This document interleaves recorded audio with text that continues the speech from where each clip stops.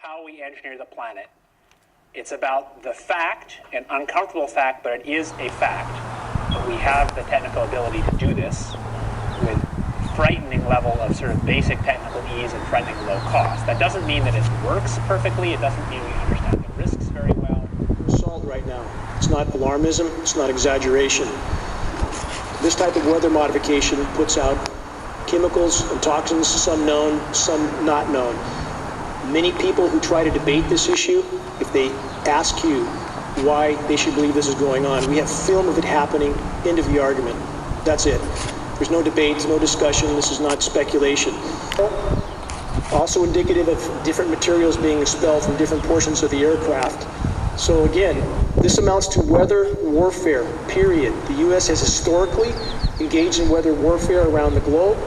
This is historical fact. We have data going back to Vietnam, 1968, Project Popeye, 1976, UN passed resolutions forbidding weather modification in wartime. So again, this is not speculation. We live in a society that's been trained to shut down when they hear the word conspiracy theory.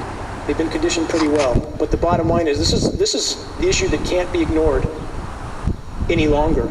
People can ignore Kennedy, people can ignore false flag events like Vietnam and even whatever happened on 9/11, but this issue can't be ignored. When in the North State, for example, we took variants of different planes, the different configurations of spray apparatus. This is an ongoing experiment. There's likely many different configurations. We see aircraft trails that have different color composition. So this is an ongoing experiment of which we are all a part, like it or not. More configurations. Obviously, there's a whole lot of planes with a whole lot of tanks doing a whole lot of something. So this kind of footage should not be ignored. Clearly, these are what would appear to be passenger planes, most of them with windows. So there appear to be many different types of aircrafts involved in the spraying activities. This is what we have. Again, global geoengineering, the ever-changing experiment, and we are, again, part of that experiment. Russian scholar warns of secret U.S. climate change weapon. We have Russia engaged in this as well. We also have China. And this is one of the reasons why it's so hard to get any sort of mainstream coverage, because the big players are all involved up to their eyeballs. So that's one of the reasons the media coverage is so sparse, but it's coming. What do weather weapons do? They wreak havoc in countries without anybody knowing they're even under assault. In the case of floods, droughts, all of this is a form of weather weaponry and weather warfare. And there is no arguing that we are all a part of weather warfare when our climate is being impacted the way it is right now. The Gulf of Mexico, and then I plugged it. Remember that? Which Obama's Katrina was that one? The hell said that? We need to stay focused on some big challenges, like climate change. Hey, listen, y'all, if you haven't noticed, California is bone dry. It looked like a trailer for the new Mad Max movie up in there. 9 out of the 10 hottest years ever came in the last decade. Now, I'm not a scientist, but I do know how to concentrate. Rising seas or violent storms. We got mosquitoes. Look at what's happening right now. Every serious scientist says we need to act. The Pentagon says it's a national security risk. Miami floods on a sunny day, and instead of doing anything about it, we got elected officials throwing snowballs in the Senate. Okay, I think I got it, bro. It is crazy. What about our kids? What kind of stupid, short-sighted, irresponsible bull? What about our kids?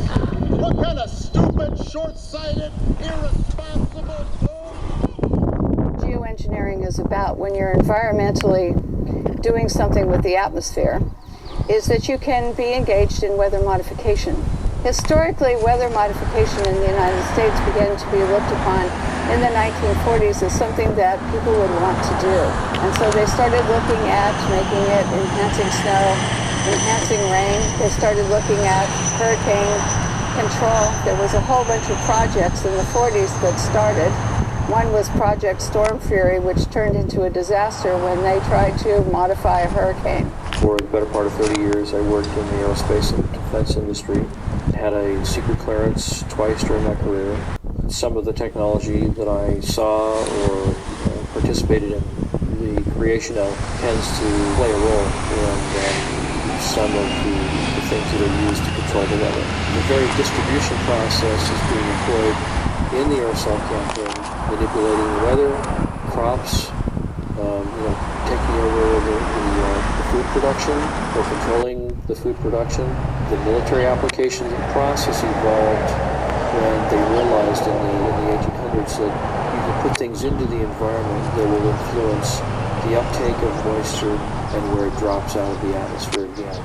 So I was a television weatherman for 20 years.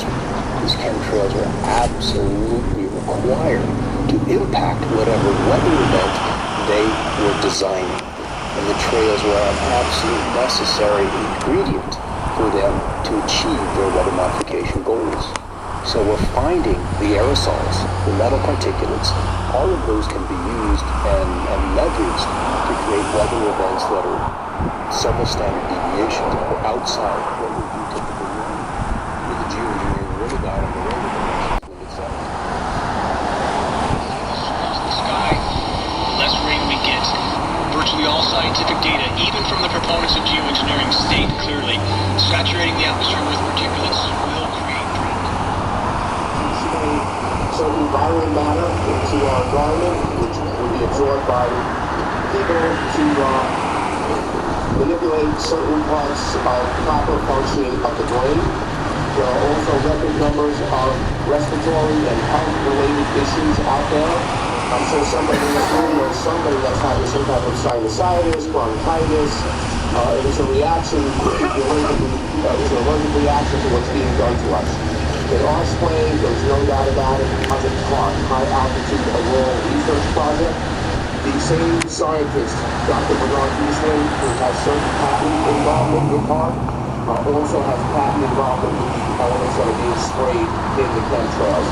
Also, my question is for people to ponder is who has the kind of power to allow jet fuel to be infused with aluminum, barium, and other toxic elements and authorized to refuel airplanes with this toxic substance and spray them systematically.